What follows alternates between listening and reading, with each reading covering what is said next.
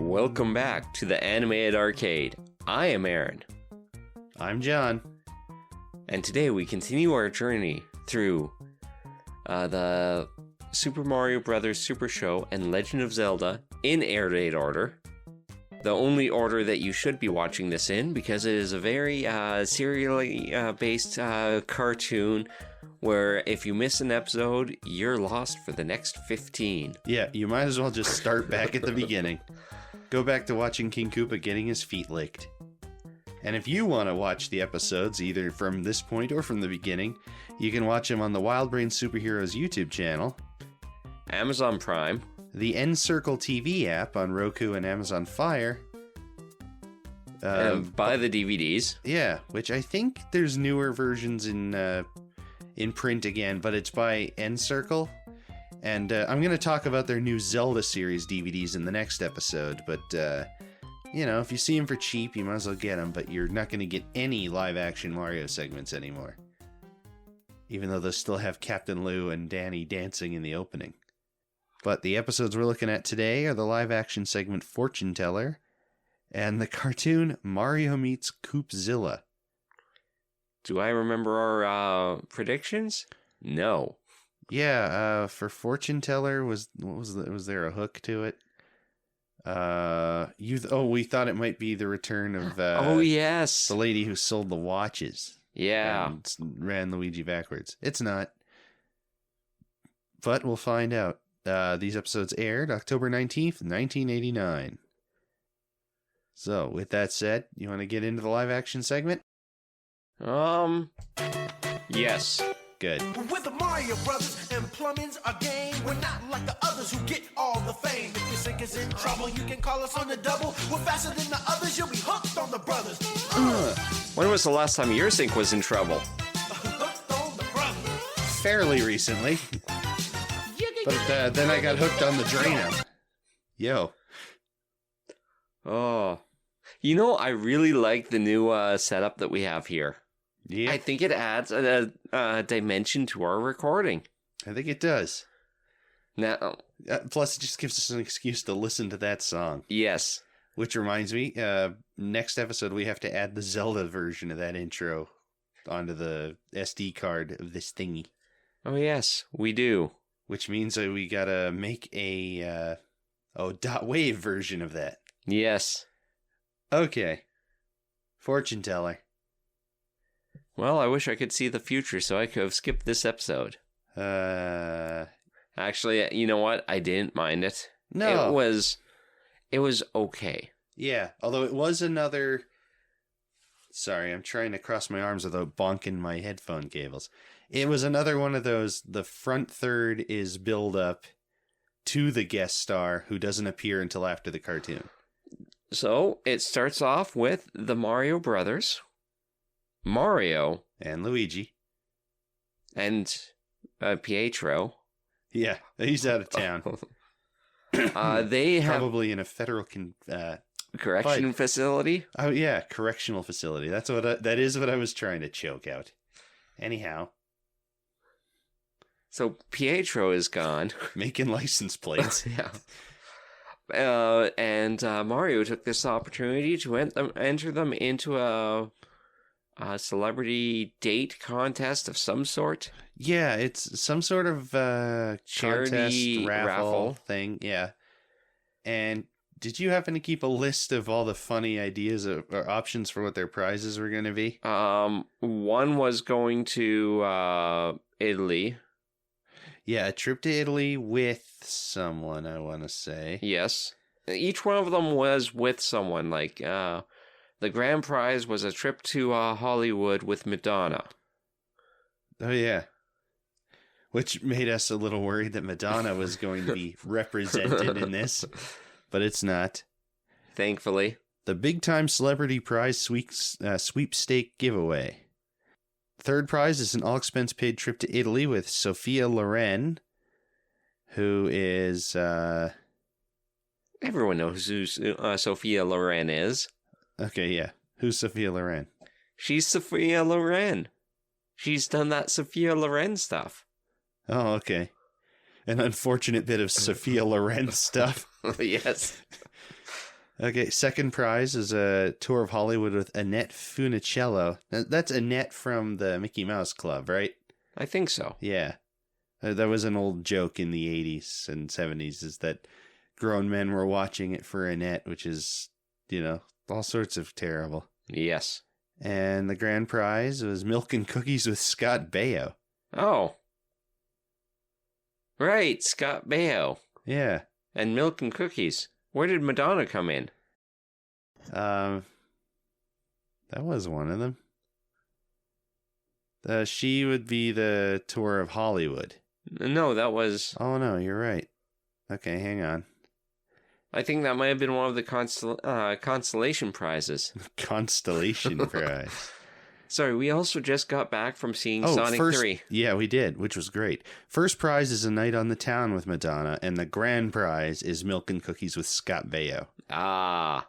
So, if you want a night on the town with Madonna, well, Get your tickets in now. Oh, see, and yeah, Sophia Loren. What did she do?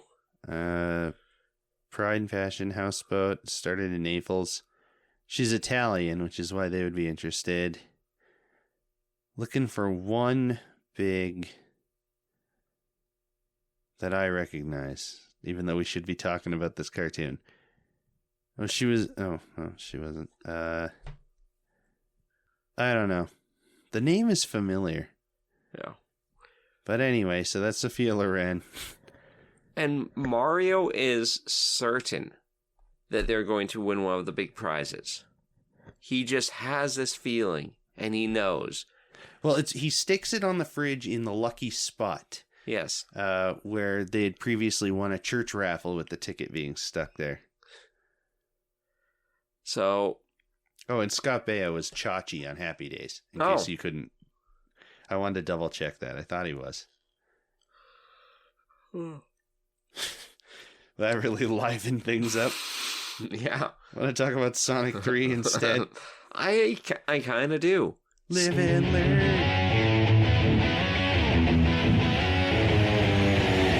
But no, anyway, so Mario knows they're going to win something. I think it's one of those, he said, and then there's a bunch of consolation prizes to be told later, so maybe every ticket gets something. Yeah.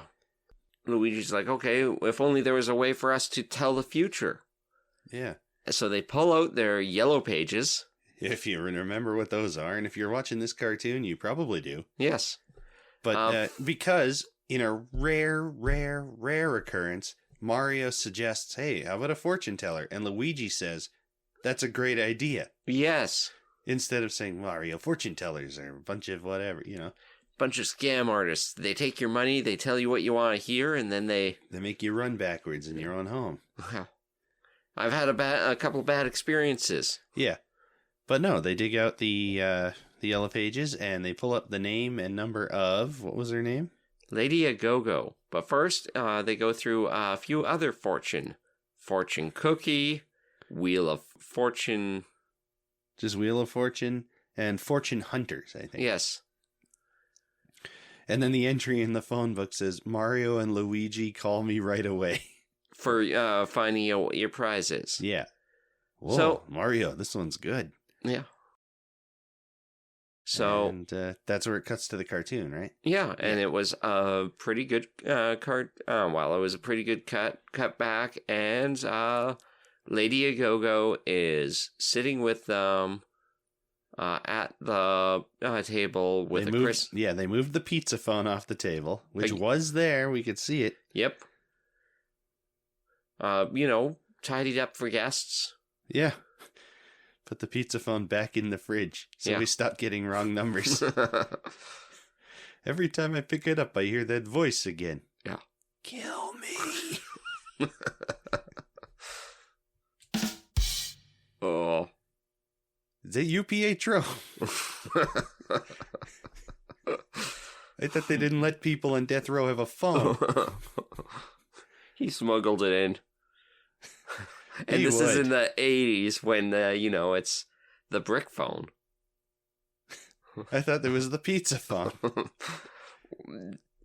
So is that what happens when you leave bricks in the sun too long? Because we already determined that the pizza phone, the phone grew out of the mold on the pizza. The brick phones are caused by improper grouting.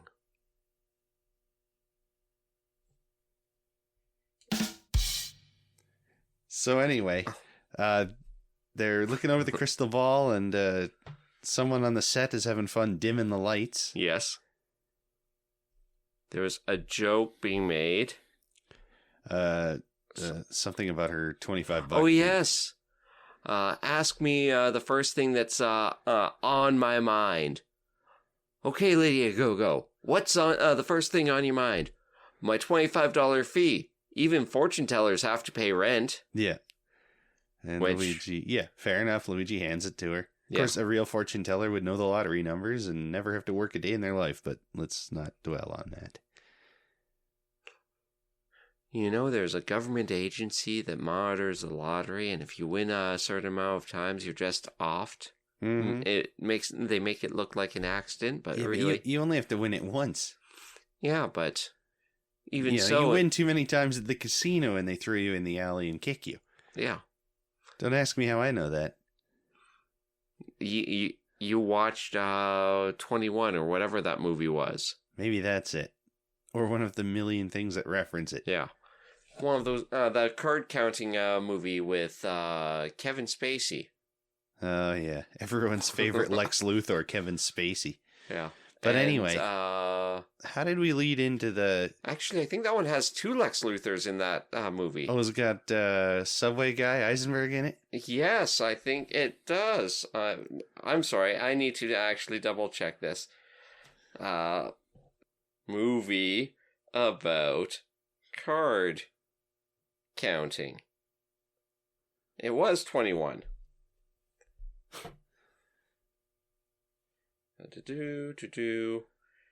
6.8 on IMDb. Nope, doesn't have 2 Lex Luthors in it. It does have It doesn't have 2 Lexes Luthor in it. Yeah. It does have other people. Okay, great. Anyway, so before she gets down to business on the seance, she grabs their hands and says that they're either going to have their questions answered or they're going to play Ring Around the Rosie. Yeah. And then she first says, but first, I predict you seeing clips from the next episode of Legend of Zelda. Yeah, it's Doppelganger. Yeah. Next episode, we're watching Doppelganger. We don't have to give a prediction on it. It's Doppelganger. Yeah, it's Doppelganger. Magic mirror, evil clone, sexy costume, girl fight. It's Doppelganger. I can't wait. Link stealing a kiss for proving that which Zelda is which. Or trying to. Yeah. Several instances, or at least 2 instances, where I can cut in footage from Zelda cartoon censored. And by footage, I mean audio, because the footage is already there. Yes. And doesn't belong to me. What is it they used to put on YouTube videos? No copyright intended. It's like, that's not even barely English. Yeah. That's some folks don't talk too good. So we come back from the Zelda preview. And she's going on about giving... letting them... Oh, here comes our third host, Poppins the cat. Anyway, go on. Lady AGoGo says you can ask one question about your heart's desire, and they ask whether or not they're going to win the celebrity sweepstakes. And she says, yes, you will win a prize from that. Yeah. And for your freebie, you can ask me more about it. Yeah. Oh, and she keeps making jokes and keeps getting these. That one. I meant to hit that one. She keeps getting this. Diegetically. Yeah. It's like part of her powers. Yes. But it helps keep the mood. Well, it doesn't need to be lightened exactly, but you know. The other thing, I just want to touch about this very quickly. Listening to Danny Wells in this live action segment was difficult. Yeah, there was... he was very, very, very quiet. Yeah. There's something with the master that's on. We didn't. You might hear some bonking while the cat walks around. There's something with the master. No. I could hear that purr. I know. I'm trying to keep the cat from doing that thing where a cat realizes you're talking into a microphone and they want hair on it. Yeah. Because cat hates a surface that doesn't have their hair on it. Anyway, for some reason Danny Wells is mixed really low. And we don't know if that's in the original broadcast because there's no way we can. But in this master, and presumably all the other ones that are going to be online, you can barely hear him. So actually, I'm going to leave a space here, and when I get home, which is 3 hours away, I'll pull out my DVDs and see if you can hear him in that. All right. And I'll cut that in when I'm editing the episode, but we'll leave a spot for it here. Okay. So in 3 hours, you will. Yeah, I'm gonna. Aaron and I are gonna finish recording. I'm gonna get in my car and drive home. That's it. Yes. So anyway, current time is 11:42 p.m. Oh yeah, on December 21st. Yes. Which is unfortunate because the next episode's gonna be Christmas music. We learned, but we'll get to that later. Okay, now see, why does the cat want to rub the microphone? What about it makes the cat want to rub it? Well, she's just wanting attention from you, and that's the easiest way to get it, because she knows that you're paying attention to that. Yeah. That's hair. Anywho, we're getting... Anyway, so... Okay, I checked the DVD and all the streaming options, and they all have the same volume irregularities, which is either a weird pickup from their mic, or Danny Wells just talking really softly in a few spots. It's not through the whole thing, but it was noticeable because we had to back it up a couple times to hear him. Anyway. Yeah, she says, and as a bonus, now for the bonus round, you guys get one more guess or prediction or whatever, and you get another rim shot. Yeah. And what is it they ask? Oh, Luigi asks if they're going to get the grand prize with the date with Scott Baio. Yeah. Or the Madonna, or the other two. Yeah. And she says, well, you're going to get a date with a stunning, beautiful, mysterious lady. And they're like, oh, yeah. It's like... And then she asks if they want to go out for, what was it?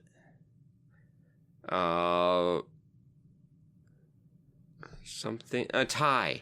Thai food, yeah. And they say, no, they're pizzatarians. Yeah. Which, I don't like it when this show gets political. Yeah, neither do I. Yeah. I like it when our show gets political because we're Canadian, so we have that sort of built-in moral superiority. Yeah. But I don't want Mario preaching to me. No.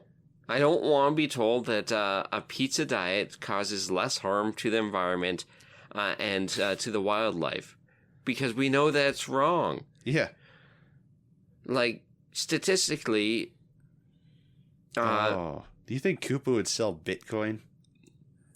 I think Koopa would definitely sell No.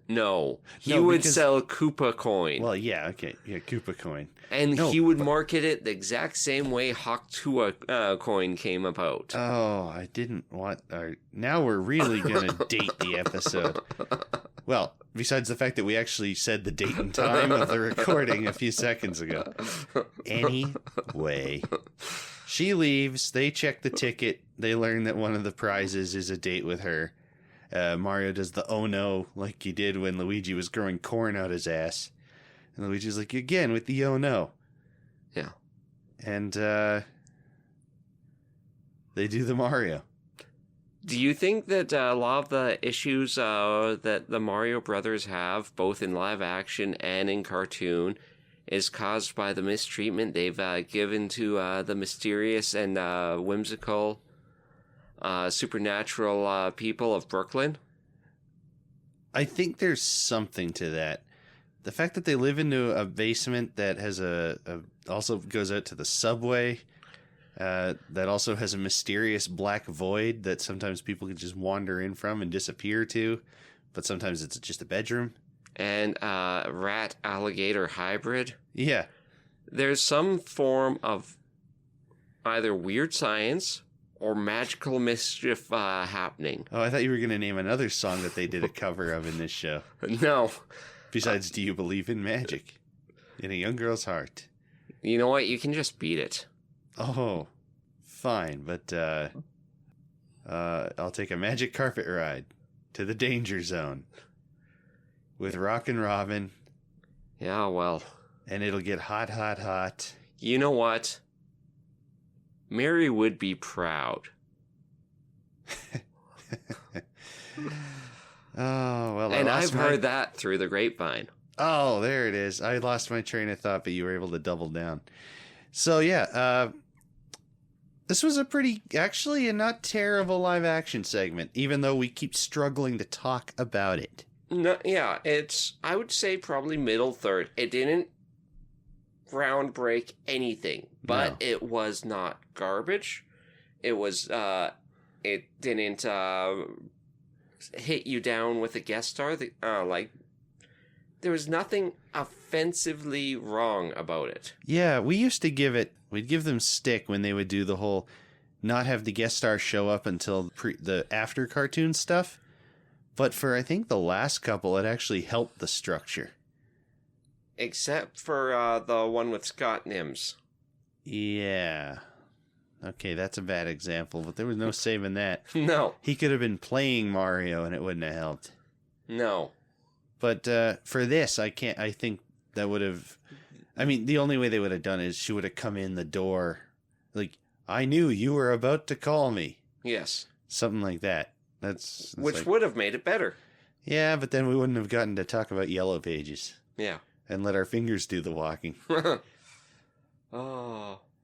So, the guest star is Ballard.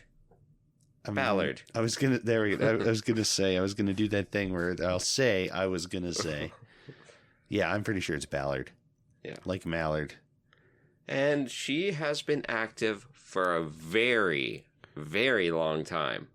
Since the 50s. Well, give me some highlights, s'il vous plaît. You know when I searched... Yes, I know French. Oh. We just got back from seeing Sonic 3. It was great. Well, have you ever heard of a movie called Baby Geniuses? Yes, I saw that. She was the mayor. I saw that in 1998. Which is impressive because it came out a year later. I run that last year or two that I was living where I lived then as all like one period. Yeah. But anyway, I did see that there before we moved away. She has done a lot of roles of herself, such as the Hollywood Palace, Kraft Music Hall, the Jerry Lewis Show. She was in the Red Skeleton Show as a DMV clerk. She is another person who, at one point, was in Trapper John MD. It always comes back to MASH. She was also on The Muppet Show. I was telling an unrelated MASH anecdote earlier today. Yes. It always comes back to MASH. She was on The Muppet Show in 1977 as a guest. Okay. She is another person who has had several one-episode roles of The Love Boat again. Mm-hmm. She was not in Zoobly Zoo. Maybe someday we'll return. This is her only episode of the Super Mario Brothers Super Show. Good. You hate to ruin a good thing. Yeah. And she has released quite a few different albums and singles right up until 2020 or 2001. 2001. Yeah, 2001. Wow. That's quite a career. Yeah, so she's done fantastic for herself. Unfortunately, she did pass in 2019 at the age of 93, so she has had a long life. Almost as long as this intro. Yeah. We just got out of Sonic 3. Do you want to talk about Sonic 3? I'm sure lots of people are right now. I think lots of people, we're sitting here doing this podcast. Most of the video game and cartoon people are doing their podcast about Sonic 3 right now. But we're video game we're video game cartoon people. Yeah. We're not one or the other. We're both. Yeah. Well, right now we've got a job to do. But And before we move on, if you have liked this show, this amount of this episode, please give us a like, comment, subscribe on YouTube. Give us 5 stars on your podcaster service of your choice, or all of them. Yeah, if you can do both, do both. Yeah. And give your best friend a crisp high five. Yeah, if they're within reach. All right. Well, with that being said, let's get hooked on the brothers. Now, Evil Koopa and his troopers are up to misbehaving. They kidnapped the princess Mushroom Land needs saving. Abusing and confusing everybody discovers. They can't help but be hooked on The brothers.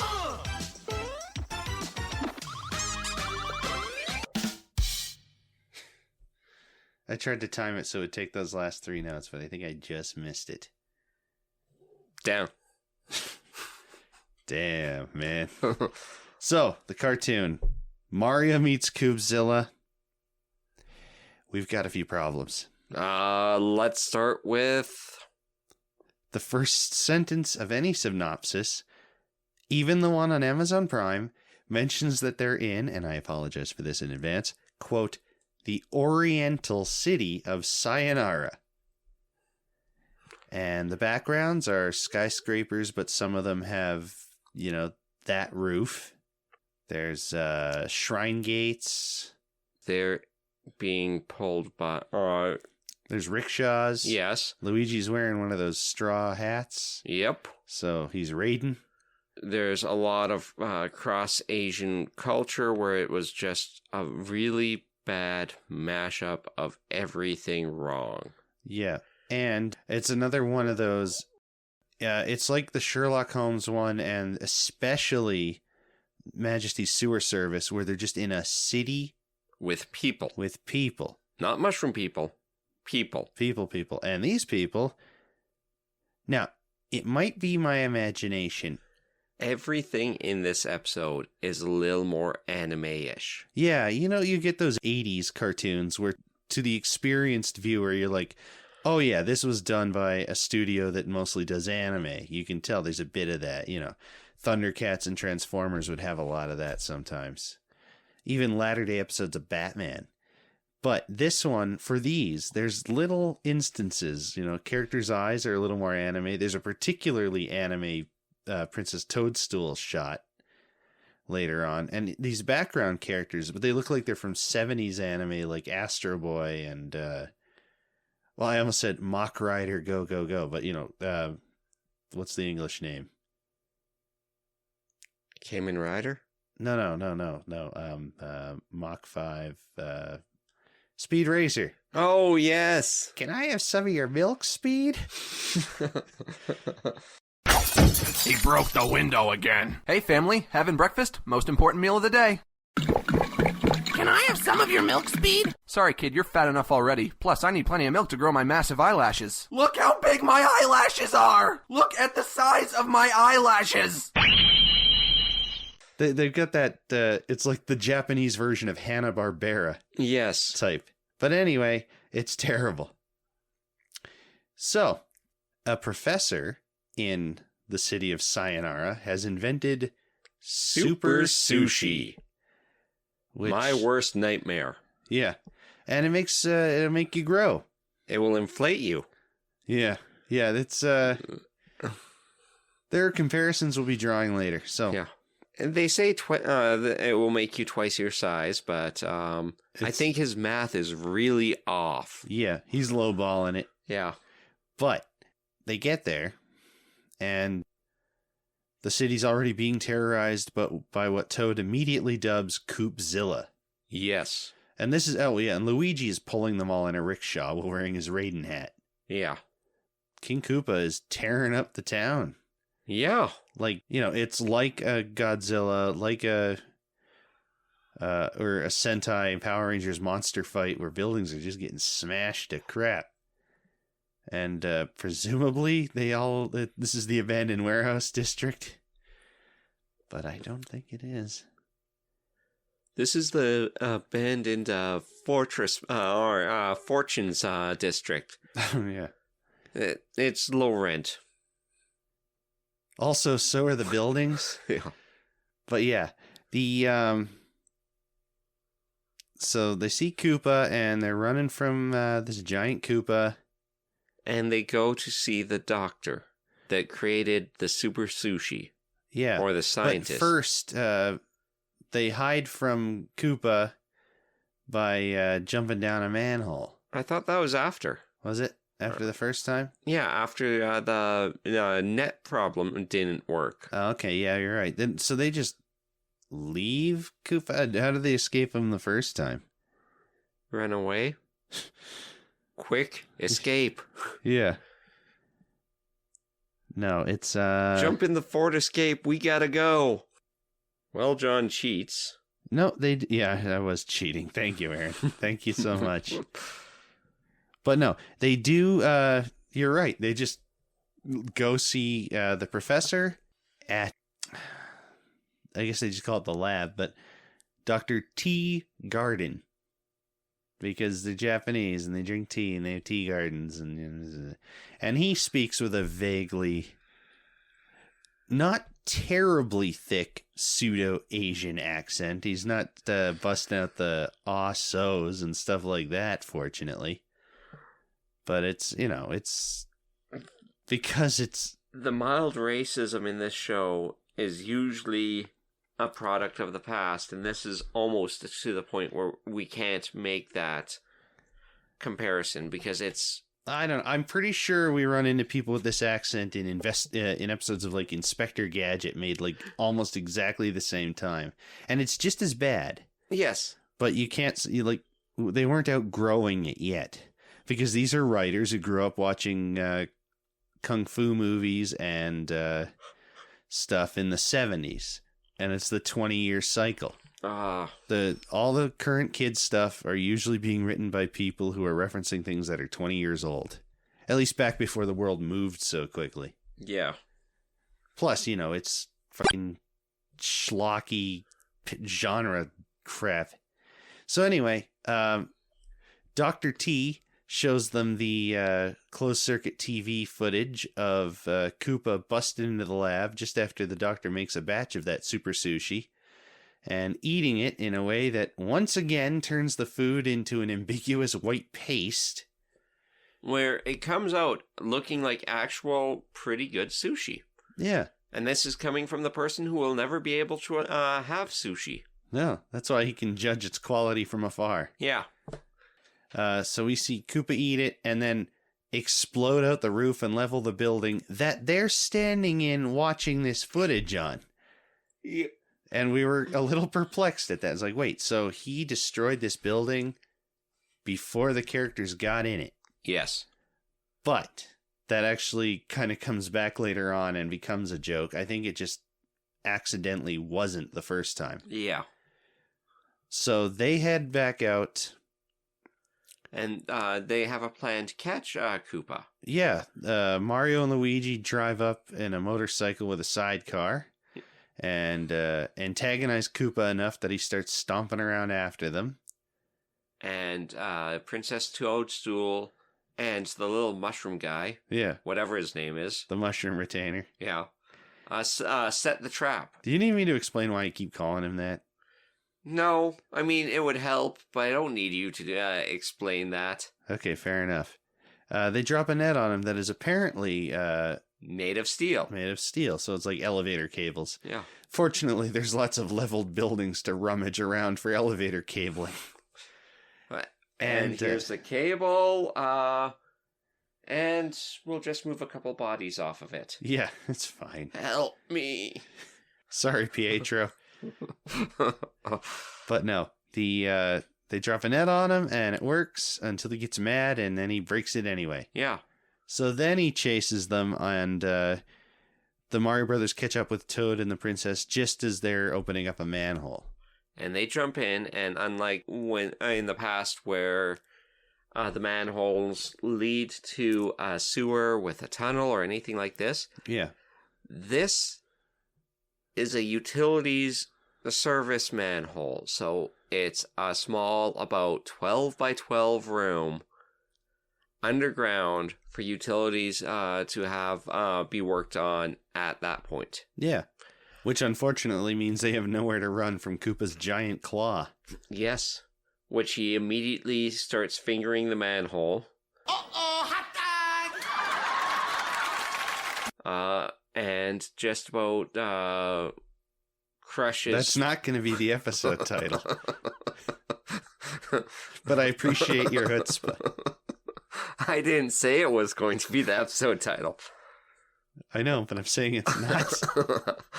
And Just so that when I listen back to this to fish for titles, I think better of it. Anyway, you were saying. And now I'm going to make it my goal to not give any better titles. You usually don't. No, I'm kidding, of course. You named the previous episode, I think. Plopes and Rangers. That's it. That sounds more like me. I do the spoonerizing. Anyway, so Mario pulls a pipe off the wall, but instead of just, I thought they was gonna like splash him with hot water or something. No, the pipe actually breaks and leaves a needle point freaking jagged edge. And this is foreshadowing. Yes, it is. And Mario jabs him with it. Now it cuts away, and you just hear the string pluck, boink. Yeah. And King Koopa flies away in the air with his claw in pain. Not getting a tetanus shot for this sturdy... He gets a shot later on. It's foreshadowing. Yeah, I know. And he lands on another building and kills 300 more people. Yep. I'm sorry, YouTube. He unalives 300 more people. He liberates the souls of 300 more people. Yeah, frees them from the burden. Anyway, they run back to the lab. Back to the lab again. Oh no, back to the lab again. We messed up. Back to the lab again. Not again. Back to the lab again. And have the professor make another batch of identical looking super sushi, and they're going to make Mario grow. Except he decides that instead of eating it as sushi, he's going to mix it with pasta. Yeah, which actually, early at the very beginning of the episode, when they were talking about they were expositing about the super sushi, Mario mentions that it also makes good pasta sauce. So that's interesting. But I mean, I've had seafood linguine, so it's like, okay, fair enough. I haven't. Yeah, only from afar. But the Mario grows and busts through the ceiling, and the professor mentions, I just finished fixing that. And and then you cut to the outside of the building, and Mario knocks the whole damn thing down again, hopefully not crushing the professor and the rest of the guys. And he goes off to fight Koopa on his own terms. And this is easily the longest physical confrontation they have in the series. But before we get into the physical confrontation, let's talk about the physical attributes of Mario. Yeah, and Koopa as well. It didn't just make them giant. It didn't just change their proportions to, hey, look, there's this massive Mario over the city. It's not just the animation model with a background of buildings. They are new models, worse models. They shorter legs. Fatter body. And then narrows towards the top, kind of a pear thing. Like a balloon, if you will. Sort of, yeah. And if you were turned on by this, I fear for you. Yeah. Especially once they start knocking each other around. Holding each other's hands while doing it. Yeah, well, it's supposed to invoke sumo fighting at first, I think. Yeah. Sumo wrestling, I should say, although they were definitely fighting. And, is this the...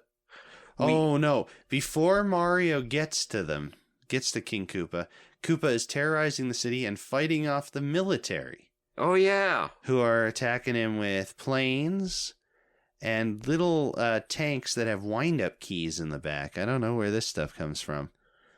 And the explosions are the Mario 1 fireworks sound effect, which is nice. King Koopa fights them off easily.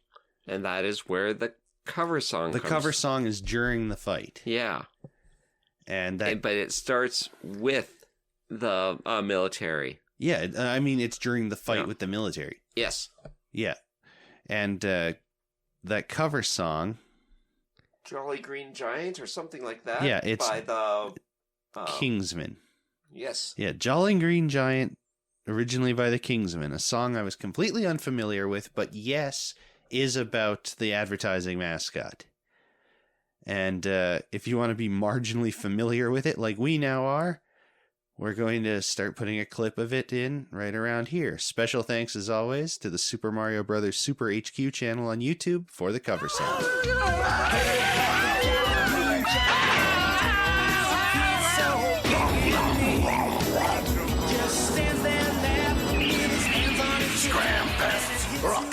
It wasn't really remarkable, just a pretty okay cover song of a song I've never heard before. It fit the animation better than Do You Believe in Magic did last time. That is true. But we didn't have any Paper Mario through the closed door stuff either.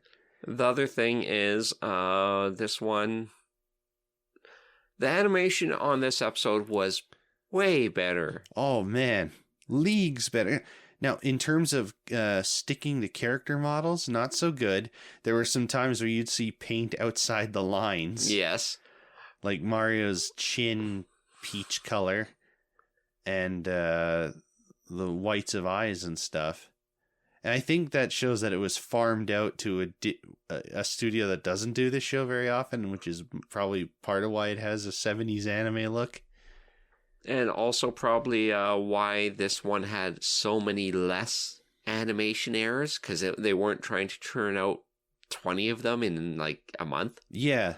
Yeah, someone got overwhelmed and shipped this off to someone else. Yeah. I know other animation podcasts will actually dig through the studios and read them out of the credits. We're not going to do that.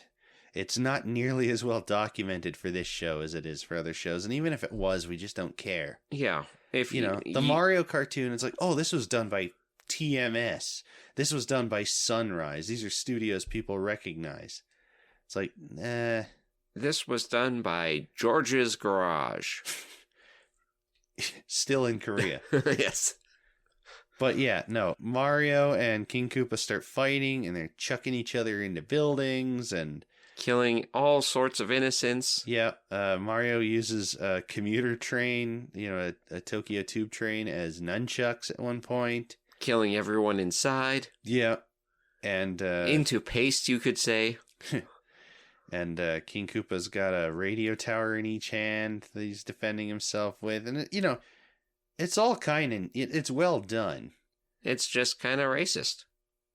Yeah, this entire episode. Little bit. Like, every building has random Japanese characters on signs and banners and stuff, and you don't know if it means anything or not.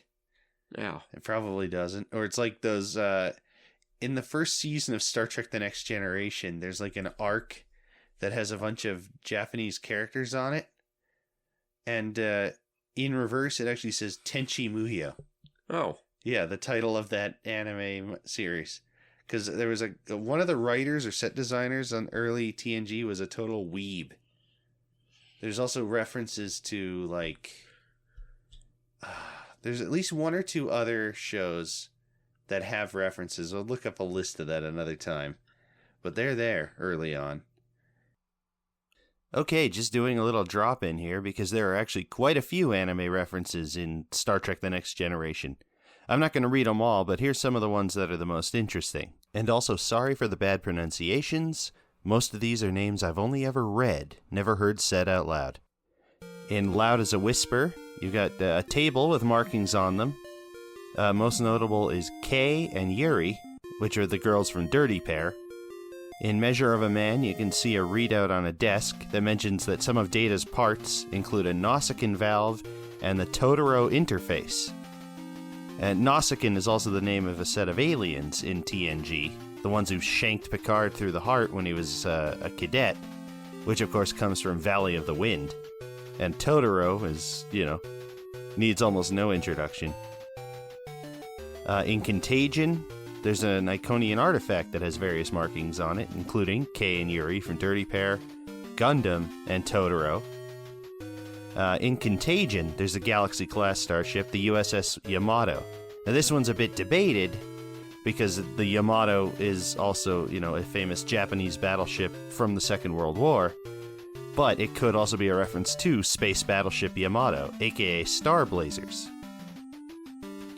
In the Icarus Factor, there was on some scrolls, there's various characters that eventually add up to Irasei Yatsura, which was the one of Rumiko Takahashi's properties.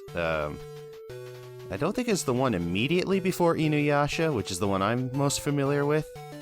But anyway, you can also see the names of the main characters, Lum and Atoru of Urusei Yatsura, on those scrolls as well as Kei, Yuri, Akira, and Totoro. Also, the Akira-class starship that shows up in the TNG movies is presumably named after the movie Akira. So yeah, that's a few of them. There's not a long list, but that's the main highlights I wanted to hit. Alright, back to the episode. So anyway, as the fight's raging on, we go back to the lab, which now looks like rubble being held together by either tape or giant white band-aids. Or both. I thought it was both. Yeah, and covered in cracks. And the professor's made his antidote. So Luigi, Toad, and the princess have it in a giant syringe, which Toad jokes is the second biggest hypodermic he's ever seen. And when asked what the biggest was, he responded with, "My last flu shot." Yeah. Which is a funny joke. It's an okay joke. Yeah. Good, not great. Yeah. So, while Mario is distracting King Koopa, they run up and jam the needle in his foot. And once again, it cuts away before the injection. Yeah. And you hear the same piano pluck. And Koopa once again flies away and lands in a Koopa silhouette in the ground. What am I forgetting? You're making that hand gesture that means you're about to remind me of something. Not remind, but we are getting to my favorite part of animation in this episode. Oh, what's that? His shrinking, which he says that the buildings are growing. And from our perspective as well, they are growing. He is in the exact same part in the frame, and like every couple of frames, the buildings double in size again. Well, they double in height. I noticed their their bases didn't get bigger, so the buildings are getting taller. Well, Koopa's model is the same, but it's still a neat effect. It is. It's better than, shrinking Koopa, and probably a lot easier. Like you said, every few frames they just faded the next background in. Yeah. So and it was a lot better for the animation on this than what we've seen in a lot of the other ones for... Yeah. It's funny. So an episode that looks like cheap anime from 10 years before still looks better than relatively modern for 89 regular Korean animation. Yes.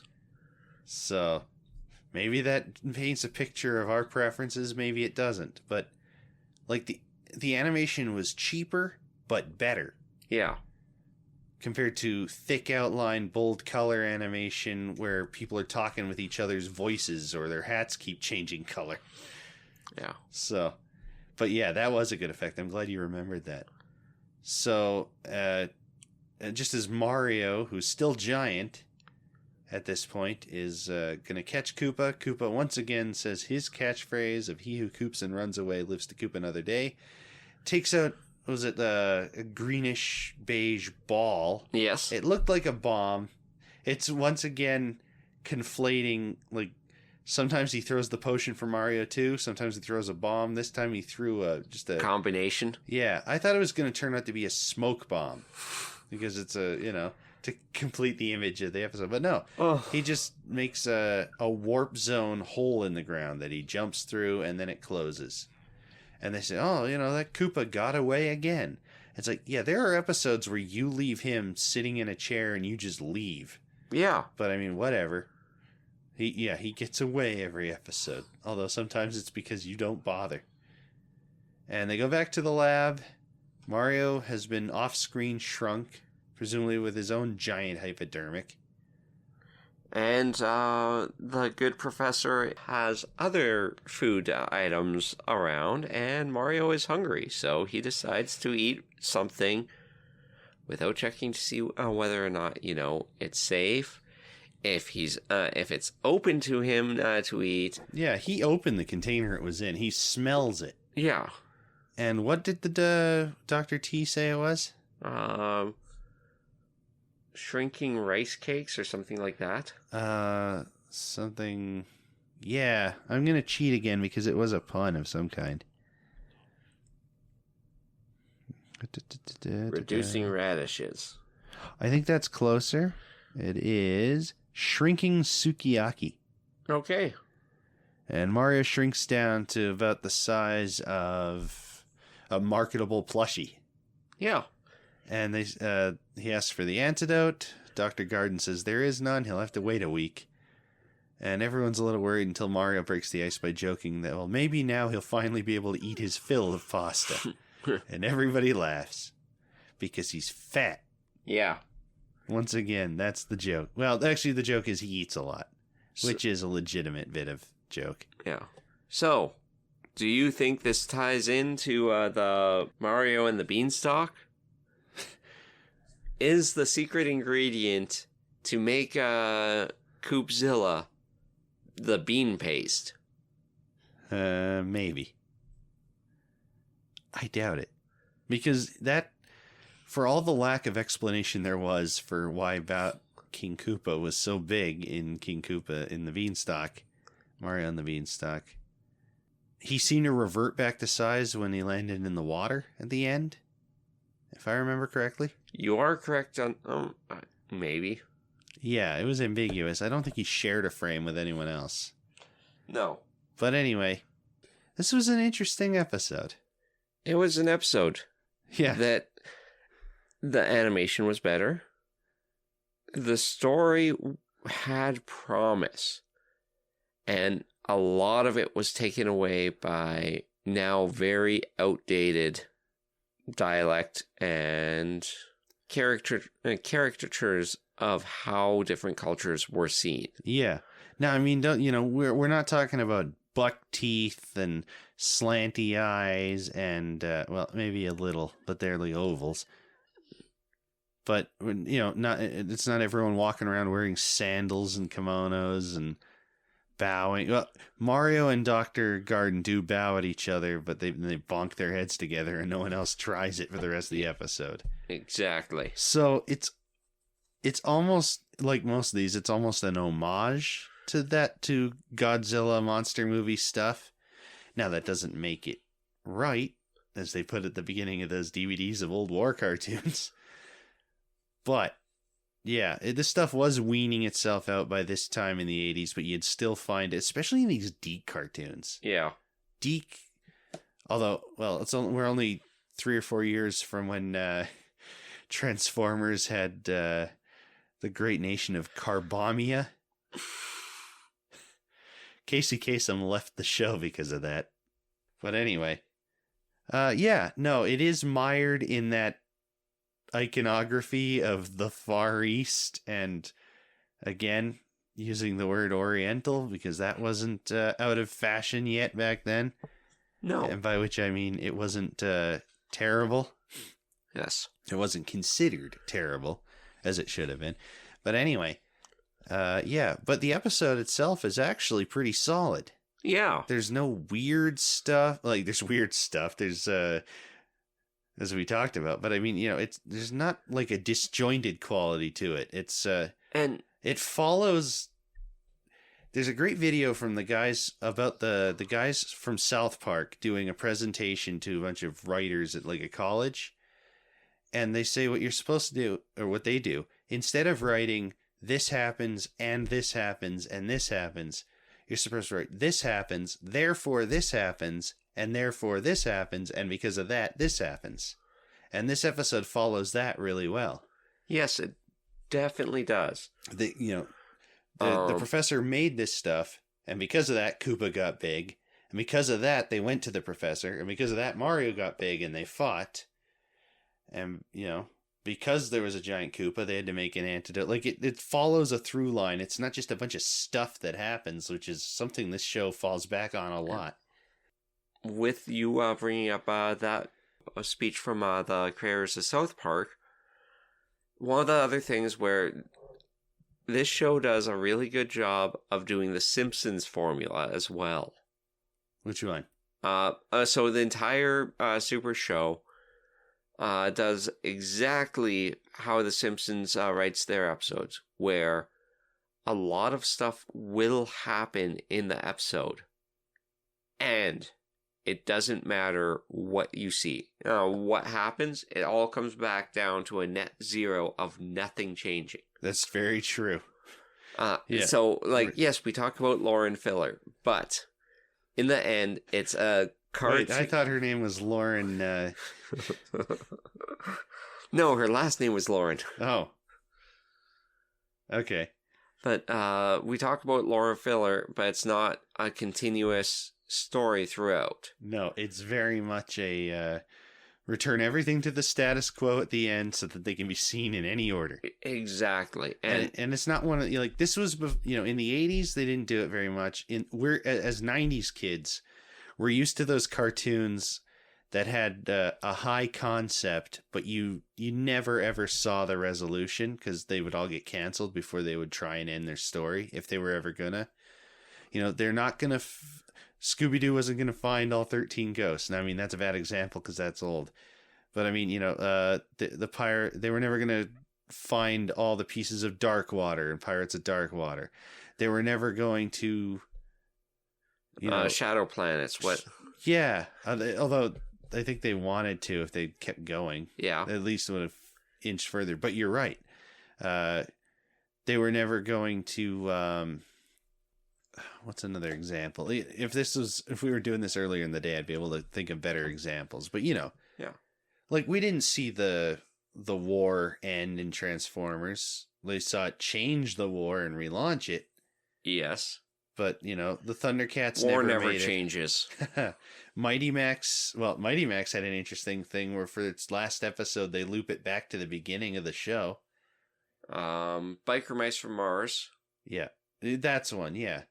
The siblings in Sonic Underground never found their mom. Going back to Deke and back to hey, did we mention that we saw Sonic 3 today? Yeah, it was great. Yeah. But anyway, we're going around in circles with this. But the point is, in terms of these episodes, this was actually pretty good. Yes, and the way that it worked out really highlights some of the writing techniques that they do well each time. Yeah. We might not like the episode, but they do a fantastic job of returning it to the exact place where it needs to be so nothing changes. Yeah, because it's not the kind of cartoon where you expect it to change. Like we're going to be talking about this in a couple years, but when you skip to the Mario 3 cartoon, the opening narration says, "The Mushroom Kingdom thought it had seen the last of King Koopa." So... But, the Super Show never shows them beating King Koopa. It happens between the two shows. So it's like they knew they had a 65 episode order of this, but they also knew not to write a finale. Yes. Brooklyn Bound is one of those pseudo finales where the fight goes on, but yeah. And so it's kind of like that. Now, where were we in this absolute actual part of the podcast? Yeah, we were supposed to be talking about... I like sometimes the episodes with these tangents end up redeeming themselves through them. But the cast. Oh, yes. Captain Lou Albano as Mario and Guy number 1. I don't I think it's just the crowds running from Koop-Zilla. Oh. We got Danny Wells as Luigi, Jeannie Elias as Princess Toadstool, John Stalker as Toad, Guy Number 2, and Dr. T. Garden. So for once, it wasn't Harvey Atkin. But it is Harvey Atkin as King Koopa. And the writer for the episode is Perry Martin, another returning writer who previously wrote King Mario of Cramalot and The Adventures of Sherlock Mario. One that I enjoyed, one that I didn't. I didn't mind. Cramalot, I think, was an early highlight. Yeah. Because that was one you remembered, too, which always helps. Yes. But the Sherlock one was a little weaker. It was. And that was another City of People one. I really don't... This is the best of those we've ever seen. Yes. Because this wouldn't have worked as well if they were in a village. No. A mushroom village. I mean, everyone would be particularly upset. But other than that, that would be the only mileage we got out of it. And it turns out we don't even have to go there to do that. Yeah, exactly. But no, so Perry Martin, he's got a few more super shows and a couple threes in a world, I think. So we'll be seeing more of him. No one from the additional VA pool, so lore or filler? Definitely filler. Yeah, city episodes are filler, just by their nature. And it would... I almost would have gone with lore for the growing food thing if there was a mushroom on it. Yeah, if he had been using the super mushrooms to make this stuff, or he invents the super mushroom, because we haven't seen that in this show, I don't think. No. We saw grow giant from a different power-up once, I think. Yeah. Didn't the Mouth of the River's amulets, didn't they make them also grow? Yes. Just a bit? Not much, but... Yeah, they were a little more buff before they shrunk back down to being the regular, everyday, ordinary guy bros TM. Yes. But no, definitely filler. But again, not the trash. We're back in the middle lane. Yeah. Where you feel the safest until your turn's coming up. And trust me, the turn is coming. Yeah. The night is always darkest just before the dawn, but the dawn is coming. I don't know why Richard Nixon is delivering that. No, not Nixon. The president of these United States. Bill Cosby? Yeah. Pudding so cup. Anyway, yeah, ratings. Jell-O pudding. Ratings, yeah. This pudding is a pudding I endorse on my hat. That's like 6 references in one. And if you got any one of them, your computer currently has a virus. That's not a good prize. Okay, ratings.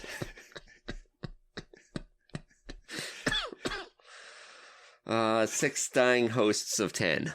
Ooh. Yeah, 6 is good. I think I enjoyed it too much to give it 6. I'm going to say 6.5 vaguely racist overtones. Oh. But in that comfortable racist way where a white guy will say, well, I said Oriental, so it's fine. I could have said, and then you stop them. Yeah. Oh, it was just, I know other people who say that they prefer being called this. It's like, okay, cool. We can't transition to the mailbag on that. This is where we leave the gap for the mailbag. And with that, yeah. I hear that it might be letter time. Might be letter time. It might be letter time. Hey. I don't think we can transition to the mailbag on that either.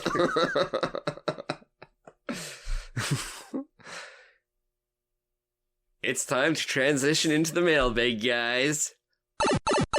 It's letter time. Hey, it's another mailbag dropped in, and let's get right to it. Aaron, any comments? No. Very good. What about letters? Not even on Spotify? Not that I've received in Messenger. Check again. I will double check. One moment. Oh, look. I've received something. So, Cole... Please, into the microphone. No. Even just twist the microphone at an angle so... There you go. Try that. All right, so Cole... Nice. Which we will censor for his and his family's safety. This is a public forum. He had his chance at survival. For his family's safety. Okay, fine. I hate to break it to you fellas, but it's the anti-disco Coles, a.k.a. the minus 58 country western Kale, who listens on Spotify. Beware their pernicious influence. How do you know that I was going to butcher that word? Lucky guess. Often they'll convince you they are keen friends and have opinions on the episode that are relevant. Don't be fooled. Knowing anything about this episode, any knowledge about 80s to 90s cartoon is highly suspicious. These anti-funk Garth Brooks stans will use aliases to avoid being spotted as one of the minus 58. Beware. They're out there listening. Well, I would like to give welcome to the Country Kales. Yeah. Be sure to like, comment, and subscribe. And for God's sake, watch our YouTube shorts. They fell off a cliff. Yeah. Everyone, huge favor. Go out, watch the last 10 YouTube shorts on repeat to get our numbers back up. Yeah. I don't think repeating helps, but I'll take it anyway. Just for the self-satisfaction of it. On every account that you, your wife, your child, your mother, your father, your racist uncle, your anti-racist aunt, and Jim the Cable Man has watch it at least once. That's like 3 references in one. Okay, was that it for comments? I have comments of my own, but I'll keep that for the next episode. Good thinking. Okay, and we have an email from Dr. Derp. Oh, I should probably open that up and follow along. Sounds good. I'll give you a second to do that. You know what? I appreciate you taking the time out of your day to allow me to catch up. Yeah. Oh. A Dr. Derp. All right. Mario Meets Koop-Zilla / Fortune Teller, or wait, that's not Blue Oyster Cult. I see a vision from the very near future. A new episode to watch. Let's go. Thoughts on Fortune Teller? I love how casual the opening of this rapper feels. It's very homey. It's a vibe I want from these rappers. With a W. It keeps the show, in spite of its flaws, a reliable form of comfort food. Yeah, when you can hear it. The rapper has a promising setup largely dependent on the guest star, as most of these rappers do. And in this case, the guest star is, well, maybe not as dead on arrival as Cher's Poochie, but not quite my preferred flavor of ham. A well-written and well-paced segment with a lot of snappy one-liners, but not my jam. Thoughts on Mario Meets Koop-Zilla? Finally, Mario and the Beanstalk lore. Too bad we don't get any Koopa the Ventriloquist lore. Credit where it's due. What could have easily been really awful designs for the people of not Tokyo comes instead across as reasonably tasteful, more so because their resemblance to the art style of Osamu Tezuka than anything. Yeah, we mentioned in the episodes that a lot of them look like background 70s anime characters, like from Speed Racer and stuff. Can I have some of your milk? Look how big my eyelashes are. But also, wasn't the city Sayonara? Yeah, but he is not Tokyo in quotes. Yeah. Yeah. Likewise, the premise of Koopa as Godzilla works surprisingly well thanks to the former's reptilian design. The iconography of Godzilla maps reasonably well to him. The shots of him wrecking the city are probably the most cinematically satisfying we've seen in a Mario cartoon since Toad Warrior. It's a good thing I finished that sentence before saying anything. Because I was going to say, what about Toad Warrior? Seeing Mario fight Koopa hand-to-hand makes for a satisfying climax, even if the proportions of the two leave something to be desired. Yes, we mentioned that as well. Although some people do desire that. I actually don't recognize the cover song, but it's an excellent fit. My first thought was Godzilla by Blue Oyster Cult, but when I looked up the song, I found it sounded nothing like the cover song. Nevertheless, it's a good pick. Favorite joke? This is the biggest hypodermic needle I've seen since my last flu shot. Honorable mention to the bandage laboratory of the good doctor. The sound of Koopa deflating. We better do something fast or you can say goodbye to sayonara. And lucky for me, that mattress factory broke my fall. Unintentional foreshadowing. I completely forgot last we got foreshadowing to the back door to Bowser's castle in Mario World.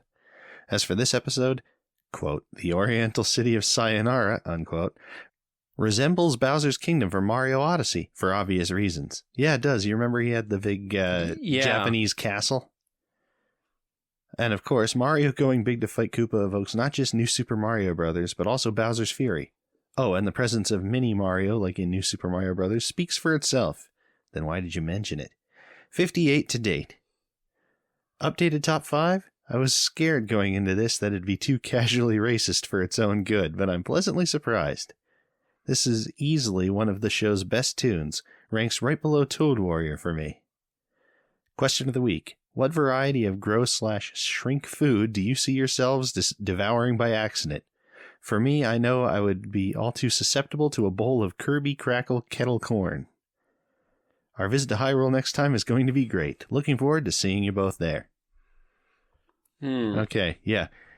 In the style of Mario at the end of this episode, what's the most likely accidental ingestion of a growing, shrinking food? I'll tell you which one is not for me. The Mario mushroom. Yeah, that's true. I think we've mentioned that before. I have a dislike for all things fungi. Even John. He's a fun guy, and I hate him. Thank you. But in all seriousness, sushi would also be out because it would kill me. It would. It really, really would. I don't like beans either, so I'm not going to eat the bean. Blah. Blah. I get you, Marius. Oh, it's weird that was so early on. Yeah. It kind of helped steer the ship a bit. So, okay, what would you, if you were to walk into an ad, if you were to walk into a lab, I beg your pardon, and see food on the table, what would you walk over and just eat without thinking that you're in a lab and it might do something, or at the very least be tainted with carcinogenic chemicals? So no McDonald's. You know, that pizza that they have out, I'm thinking that's just so that they don't have to give me a raise. So I'm going to trust the pizza. It's a party. Yeah. A growing party. Well, better than the shrinking party, I think. I don't know. I don't want to get the Canadian Liberals. That's the fractured party. Oh. Yeah, but I think the pizza is certainly one. You know, if I'm not the type to just grab food without permission, but pizza would be something that I might just take the chance on, or like something that there's like a bowl of, like chips or M&Ms or gummy worms. Maybe, but that's a one at a time food for me. What about one of those party bowls where they've mixed Skittles, M&M, and Reese's peanut butter pieces? That could work. Well, the question is, do you have to eat the whole bowl? No. Okay. But depending on what variety you get. So if you get mostly Skittles and only a little bit of chocolate, you grow. If you get mostly chocolate, you shrink. And it has to be at random. That sounds awful.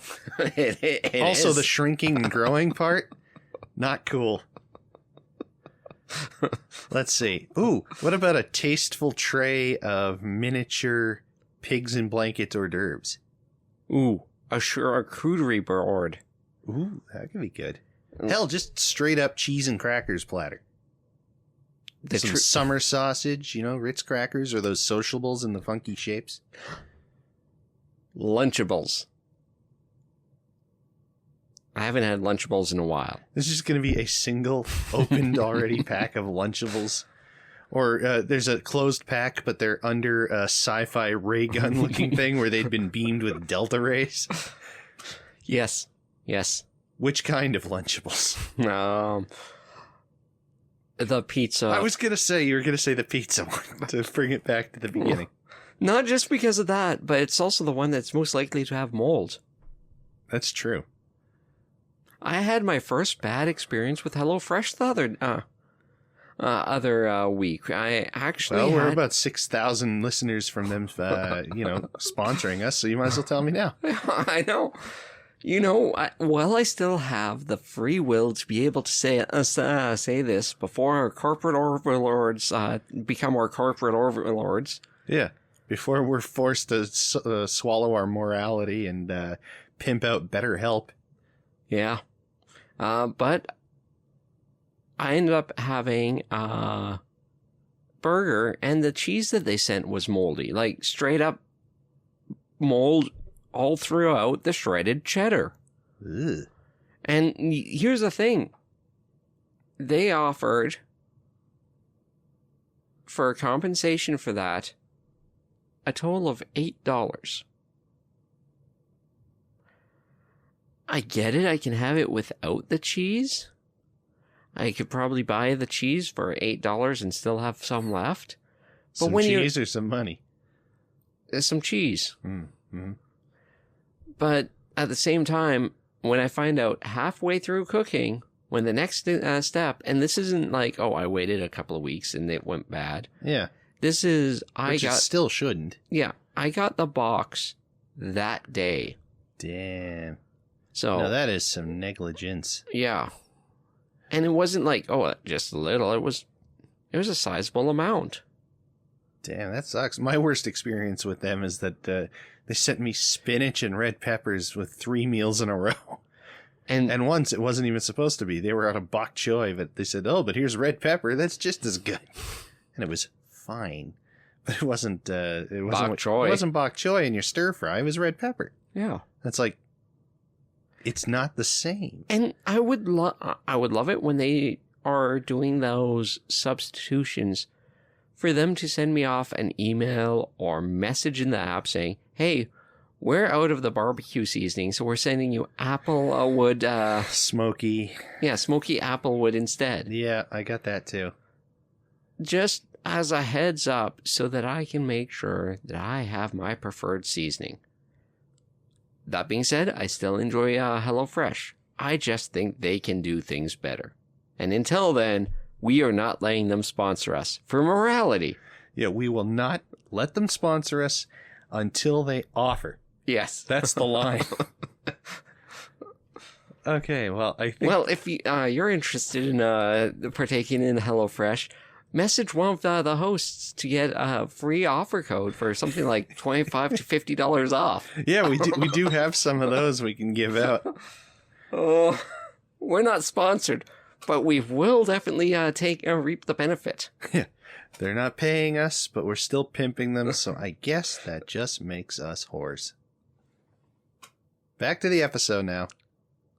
You slut. Yeah, I'm not wearing a Hawaiian shirt.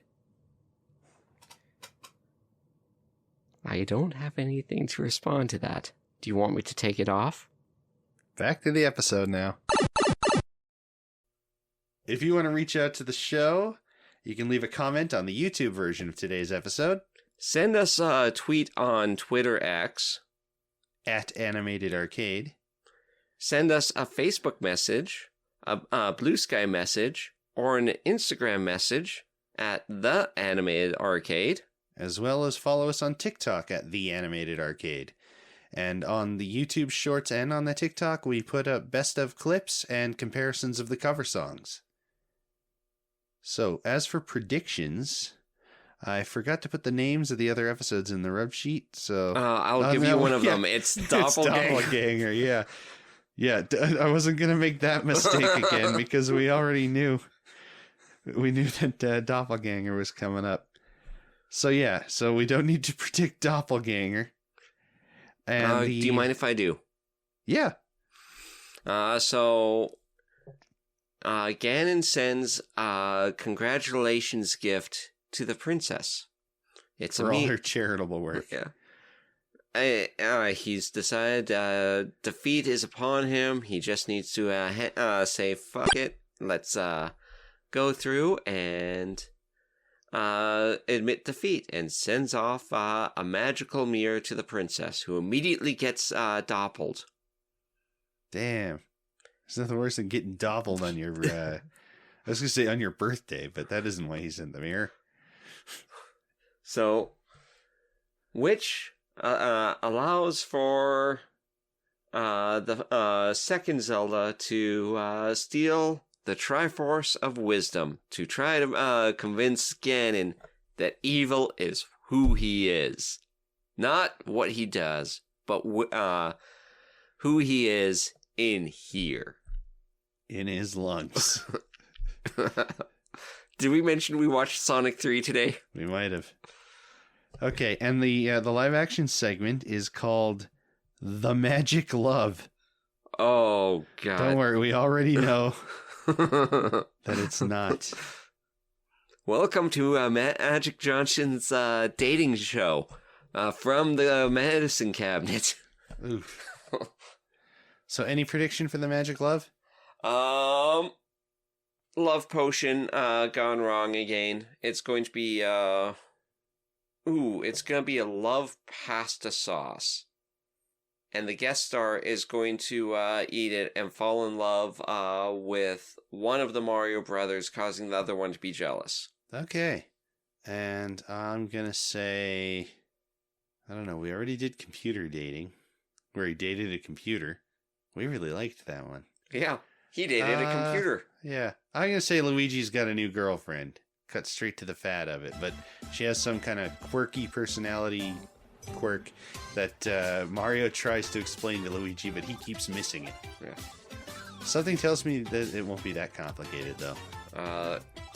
What's that? This is the sequel where where Luigi starts dating Lady AGoGo? Yeah, they did eventually win a date with her, apparently. Yeah. But if you want to win a date with us, you can catch us next time. I'm John. I'm not available. And until next time, everybody, do the Mario!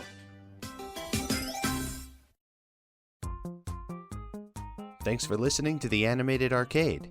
Our theme song is After School Keyboard Club by Xennial, sourced from freemusicarchive.org. Our logo and thumbnail art is done by Shell, who you can follow on Instagram at YourMidnightCrafter. The cover songs from the Mario-themed episodes are sourced from the Super Mario Bros. Super HQ channel on YouTube. These links, as well as the music used in our Zelda-themed episodes and all of our social media accounts, are found in the description.